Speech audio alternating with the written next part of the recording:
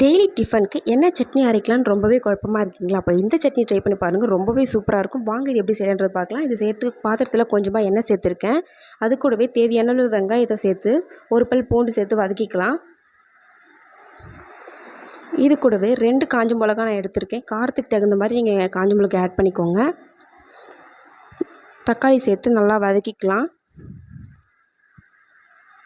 இப்போ இதெல்லாமே வதங்கினதும் தேவையான அளவு உப்பு சேர்த்து வதக்கிக்கிட்டு பொட்டுக்கடலை உங்களுக்கு எவ்வளோ அளவு தேவைமோ அது மாதிரி சேர்த்துக்கோங்க. நான் கொஞ்சமாக தான் எடுத்திருக்கேன். கொஞ்சமாக சேர்த்திங்கன்னா தான் நல்லாயிருக்கும். ரொம்ப அதிகமாக சேர்த்துடக்கூடாது. இது எல்லாமே நல்லா வதக்கினதுக்கப்புறமா எல்லாத்தையும் ஆற வச்சுட்டு மிக்ஸி ஜாரில் சேர்த்து அரைச்சி எடுத்துக்கலாம்.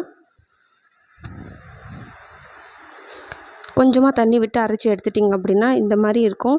இப்போ இது தாளிக்கிறதுக்கு ஒரு பாத்திரத்தில் கொஞ்சமாக எண்ணெய் சேர்த்து கடுகு கருவேப்பிலை சேர்த்து தாளித்து எடுத்துக்கலாம். அவ்வளோதாங்க, இந்த சட்னி ரெடி ஆகிடுச்சு. இதை நீங்கள் வீட்டில் செஞ்சு பார்த்துட்டு எப்படி இருக்குன்னு மறக்காமல் கமெண்ட்டில் சொல்லுங்கள். மறக்காமல் நம்ம சேனலை சப்ஸ்கிரைப் பண்ணிக்கோங்க. பாய்.